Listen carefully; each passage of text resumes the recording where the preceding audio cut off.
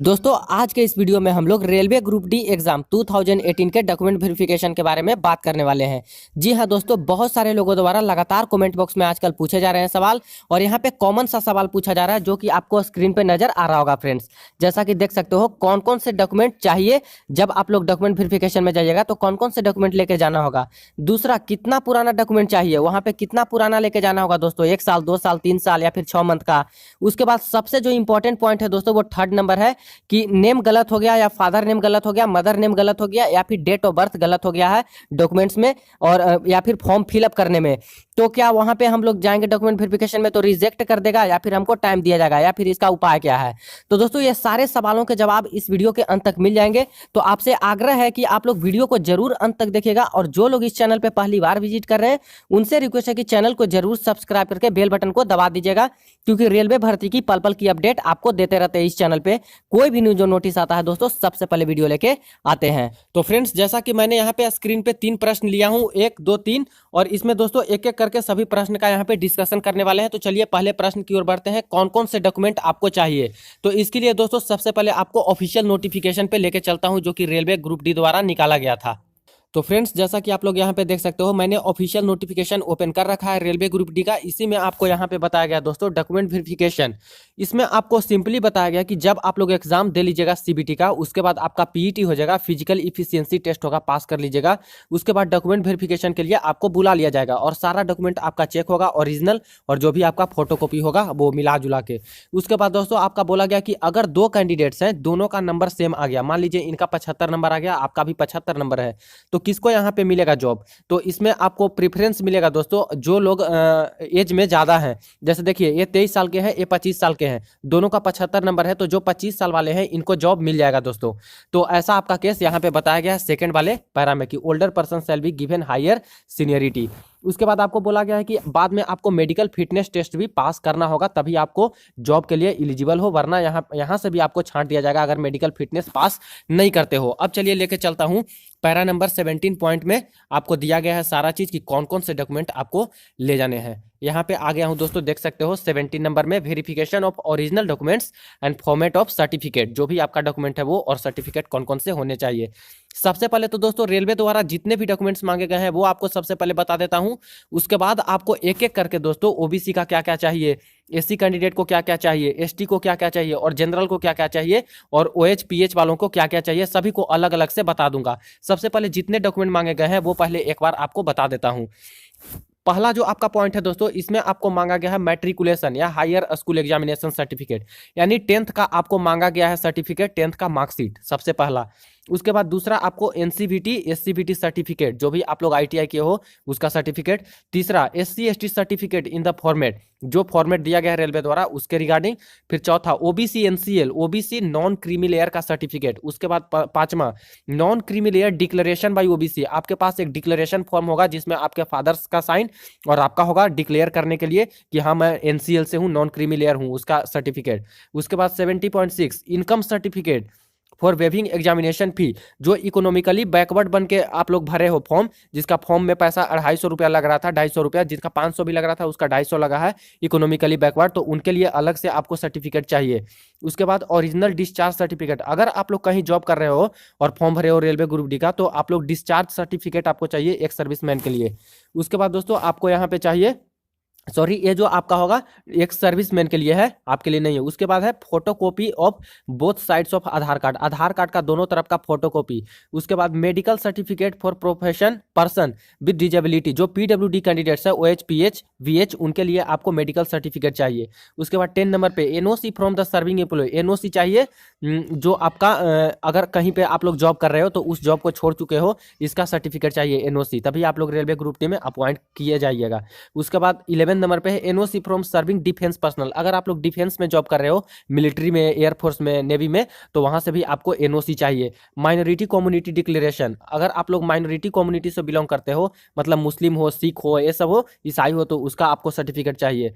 13 number पे gadget notification और any legal document in case of formal change in mentioned, ये ज़्यादा important नहीं है। 14 नंबर पे है receipt of the payment if made through challan, SBI के थ्रू आप लोगों ने चालान जमा किया था। जी हाँ दोस्तों, जो आप लोग चालान जमा किए थे फॉर्म भरते समय, उसका रिसिप्ट चाहिए। वेरी वेरी इंपॉर्टेंट दोस्तों, यहाँ पे देख सकते हो पेमेंट का चालान चाहिए। जो आप लोग 500 रुपया फॉर्म भरते समय दिए थे और 250 रुपया दिए थे, उसका चालान आपको जरूरी है, यहाँ पे मांगेगा।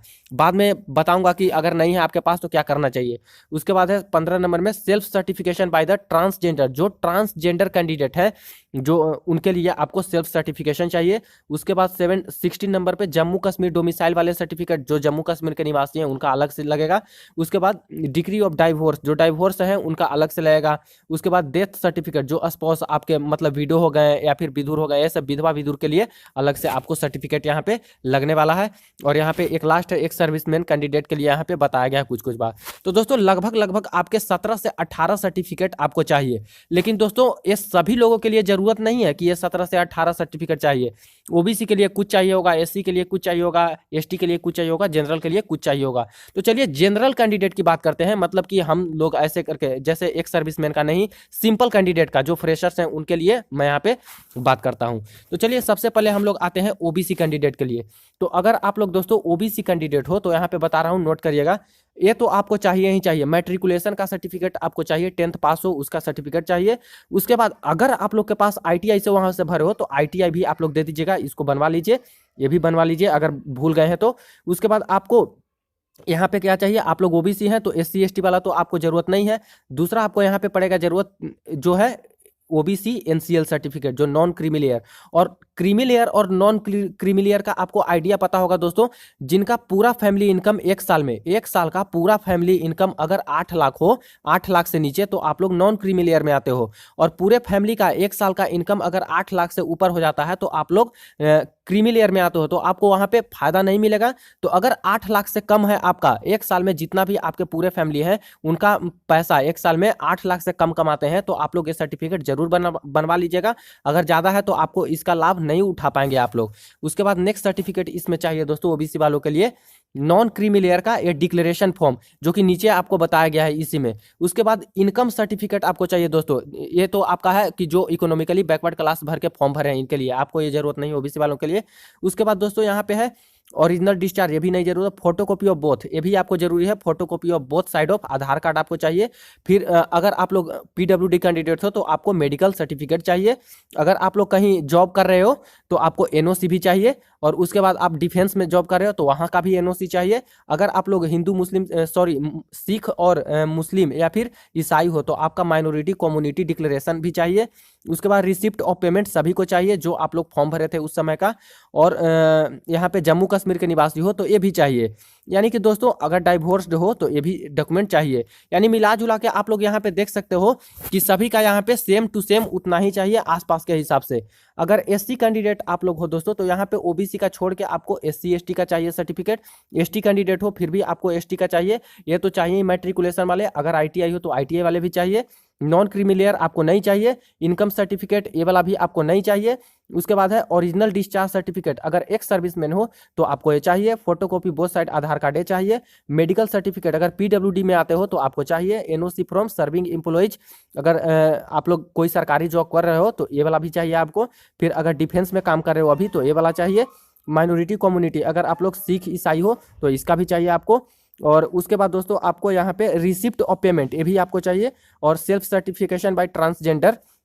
और जम्मू कश्मीर के अगर डोमिसाइल हैं आप लोग, जम्मू कश्मीर में रहते हो तो ये भी आपको चाहिए। और डाइवोर्स जो है उनका भी ये सर्टिफिकेट लगेगा। तो ओबीसी और एससी एसटी कैंडिडेट के लिए मैंने यहाँ पे बता दिया है। अब आते हैं जनरल कैंडिडेट के लिए। तो जनरल कैंडिडेट को कौन कौन सा चाहिए सर्टिफिकेट, तो इसमें दोस्तों आप लोग को मैट्रिकुलेशन का चाहिए 10th का। उसके बाद एनसीबीटी एससीबीटी से अगर आप लोग किए हो आईटीआई तो दे दीजिएगा, अगर नहीं है तो कोई बात नहीं। उसके बाद ये आपको नहीं चाहिए, 3 नंबर का आपको नहीं चाहिए, 4 नंबर का नहीं चाहिए, 5 नंबर का नहीं चाहिए।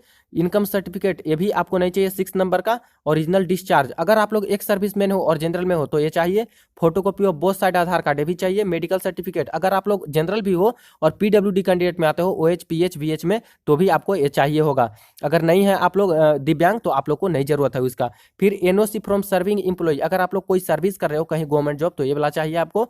11 नंबर वाला भी चाहिए आपको। अगर डिफेंस में जॉब कर रहे हो तो नहीं हो तो कोई भी जरूरत नहीं है। इसके बाद माइनॉरिटी, अगर सिख ईसाई ये सबसे हो और और उसमें आप लोग जनरल कैंडिडेट हो तो भी आपको ये वाला चाहिए, जरूरत होगा। उसके बाद रिसिप्ट ऑफ पेमेंट सभी के लिए जरूरत है, जो भी चालान द्वारा आप लोग भरे थे या फिर पोस्ट ऑफिस के माध्यम से भरे थे। तो उसके बाद फिर यहाँ पे आपको बताया गया अगर आप लोग जम्मू कश्मीर के निवासी हो तो आपको चाहिए, और डाइवोर्स्ड हो तो उसका भी सर्टिफिकेट आपको चाहिए। तो मैंने यहाँ पे OBC candidate, general candidate, SC और एसटी कैंडिडेट के लिए बता दिया है।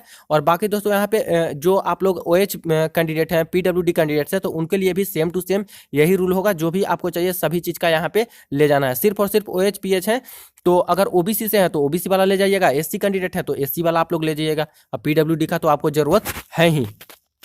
तो दोस्तों इतना सारा डॉक्यूमेंट जितना भी मैंने आपको बताया है इतना आपके पास होनी ही चाहिए किसी भी तरह से। तो ये जल्द से जल्द आप लोग बनवा लीजिए। अब चलिए बढ़ते हैं नेक्स्ट क्वेश्चन की ओर। तो हमारा दूसरा प्रश्न है दोस्तों कि कितना पुराना डॉक्यूमेंट चाहिए, जब वेरिफिकेशन होगा तो कितना पुराना तक वहां पे चल जाएगा। तो चलिए इसका भी जवाब देखते हैं। तो फ्रेंड्स आपका जो फर्स्ट डॉक्यूमेंट है वो है आपका मैट्रिकुलेशन यानी कि 10th वाला। तो 10th वाले के लिए आपको दोस्तों मार्कशीट, ये तो इसके लिए तो जिस ईयर में आप लोग पास किए होंगे वही आपका चाहिए, इसमें कोई नया पुराना नहीं होने वाला है। अब दूसरा जो बात आता है जो सर्टिफिकेट का, आपका कास्ट सर्टिफिकेट को लेके कि कास्ट सर्टिफिकेट कितना पुराना होना चाहिए। जो ओबीसी कैंडिडेट हैं, एससी कैंडिडेट हैं, एसटी कैंडिडेट हैं, तो इन लोगों का कास्ट सर्टिफिकेट या फिर जो पीडब्ल्यूडी कैंडिडेट्स हैं इनका सर्टिफिकेट कितना पुराना होनी चाहिए। तो फ्रेंड्स अगर हम लोग कास्ट सर्टिफिकेट की बात करें तो आपका 1 साल पुराना होना चाहिए कास्ट सर्टिफिकेट। और इसी में दोस्तों अगर आप लोग को बात किया जाए ओबीसी के लिए, ये ओबीसी एनसीएल वालों के लिए सिर्फ और सिर्फ, तो एनसीएल वालों के लिए यहाँ पे जो इनकम सर्टिफिकेट लगेगा एनसीएल वालों के लिए उसका 6 मंथ का अंदर का होना चाहिए एनसीएल सर्टिफिकेट। जी हाँ फ्रेंड्स, और ये इसलिए रखा गया है क्योंकि सभी फैमिली का जो सालाना जो इनकम होता है दोस्तों वो चेंज होते रहता है। मान लीजिए इस साल कितना आया, 7 लाख आया, अगला साल हो सकता है कि 9 लाख आ जाए, तो यहाँ पे दिक्कत हो जाएगी कि आप लोग नॉन क्रीमी लेयर से बाहर हो जाओगे। तो इसी के लिए आपका 6 मंथ का अंदर का मांगता है ओबीसी एनसीएल सर्टिफिकेट। ध्यान में रखिएगा दोस्तों, वहां पे पुराना रहेगा तो आपको फिर से भेजा जाएगा, आपको टेंशन दिया जाएगा कि जाके नया बनवा के लाओ इतने दिनों में, 2 दिन में, 4 दिन में, तो बहुत दिक्कत होगा आपको। इसलिए आप लोग को बोल रहा हूं कि 6 मंथ के अंदर अंदर का चाहिए, आप लोग बनवा लीजिएगा जल्द से जल्द। जनवरी में आप लोग कम से कम बनवा लीजिएगा क्योंकि यहाँ पे मार्च अप्रैल तक रेलवे द्वारा वादा किया गया कि आपका जॉब मिल जाएगा, तो उसी समय आपका डॉक्यूमेंट वेरिफिकेशन भी मार्च अप्रैल तक हो जाएगा। तो इसलिए आप लोग बनवा लीजिएगा, 6 मंथ का अंदर का ओबीसी एनसीएल सर्टिफिकेट होनी चाहिए। तो दोस्तों आप लोग को क्लियर हो चुका होगा कि जो कास्ट सर्टिफिकेट है या फिर जो माइनॉरिटी का है या फिर पीडब्ल्यूडी का है तो ये सब आपको 1 साल पुराना चाहिए। और बाकी जो एनसीएल वालों के लिए है इनका जो एनसीएल सर्टिफिकेट होगा ये 6 मंथ के अंदर का ही चाहिए दोस्तों, करेंट का चाहिए। उसके बाद चलिए बढ़ते हैं तीसरे क्वेश्चन पे। अब फ्रेंड्स आपका जो तीसरा प्रश्न है वो बहुत इंपॉर्टेंट है। बहुत ज़्यादा प्रश्न इसी के रिगार्डिंग पूछा गया है कि सर नेम गलत हो गया है या फिर फादर नेम गलत है डॉक्यूमेंट्स में तो क्या होगा, वहां पे रिजेक्ट कर दिया जाएगा। तो दोस्तों इसके लिए आपको बता दूं कि बहुत सारे कैंडिडेट होते हैं कि जो फॉर्म भरते हैं उस समय कुछ डाल देते हैं, स्पेलिंग मिस्टेक हो जाती है, और जो इनका ओरिजिनल रहता है उस पर कुछ और स्पेलिंग में रहता है, तो ये बोर्ड भी समझती है। तो यहाँ पे दोस्तों कोई भी आपको रिजेक्शन नहीं मिलेगा, वहां पे आपको टाइम दिया जाएगा एफिडेविट के लिए। जी हाँ दोस्तों, एफिडेविट के लिए आपको टाइम दिया जाएगा। जहां भी आपको गलत होगा, जैसे मान लीजिए आपका नाम गलत है, आपका नाम मैच नहीं कर रहा है, आपका जो ओरिजिनल डॉक्यूमेंट है उसमें नाम कुछ है और जो आप लोग फॉर्म फिलअप किए हो उसमें नाम कुछ है, तो मैच नहीं कर रहा है, तो आपको यहाँ से एफिडेविट मांगी जाएगी कि एफिडेविट इसका लाओ। तो एफिडेविट आप लोग के पास होगा तो आप लोग लगाइएगा। तो दोस्तों जब आप लोग डॉक्यूमेंट वेरिफिकेशन में जाएं तो इसके पहले आप लोग कंफर्म हो लें कि जो मेरा एप्लीकेशन फॉर्म में जो चीज़ भी गलत हो गया है उसका मैं एफिडेविट बनवा लूँ। जैसे मेरा नाम गलत हो गया तो इसका एक अलग से एफिडेविट बनवा लूँ, फादर नेम गलत हो गया तो फादर नेम का बनवा लूँ, डेट ऑफ बर्थ गलत हो गया तो डेट ऑफ बर्थ का बनवा लूँ, ताकि वहाँ पे कोई भी दिक्कत आपको नहीं हो। तो इसके रिगार्डिंग आपको दोस्तों जो है वकील से मिलना होगा, जो लॉयर होता है वो सब बनवा देगा आपको। 200-300 रुपया लेगा एक एफिडेविट का और वो लोग क्लियर कर देगा और वही मान्य होता है दोस्तों। तो यही आपको बतानी थी इस वीडियो में। आशा करता हूं कि आप लोग को क्लैरिफाई हो गया होगा सारा चीज, जो 3 इंपॉर्टेंट बातें थे वो सभी चीजें क्लियर हो चुका होगा। बाकी दोस्तों अगर कोई भी इसके रिगार्डिंग प्रश्न हो तो आप लोग जरूर कमेंट बॉक्स में पूछिएगा, सभी का जवाब वहां पे आपसे बताना चाहूंगा कि आप जल्द से जल्द अपना डीवी करवाएं। और मैंने एक लिस्ट तैयार की है जिसमें आप चेक कर सकते हैं कि आपको क्या क्या डॉक्यूमेंट्स अपने साथ लेके जाने हैं, उसकी लिस्ट है। तो इसमें आपको फर्स्ट और सेकंड पे 10th-12th की आपकी मार्कशीट एंड सर्टिफिकेट। अगर आपकी ग्रेजुएशन पूरी कर रखी है तो ग्रेजुएशन की मार्कशीट और सर्टिफिकेट। 4 नंबर पे आपका है जो कास्ट सर्टिफिकेट जो कि जाति प्रमाण पत्र होता है, और 5वें पे है मूल निवास सर्टिफिकेट, और 6ठे पे है आपका photo I card, pan card, जो भी आपकी फ़ोटो आईडी हो उस आधार कार्ड या पैन कार्ड। 7वें नंबर पे है आपका सीबीटी एग्ज़ाम्स का कॉल लेटर। 8वें पे है पीटी एग्ज़ाम्स कॉल लेटर।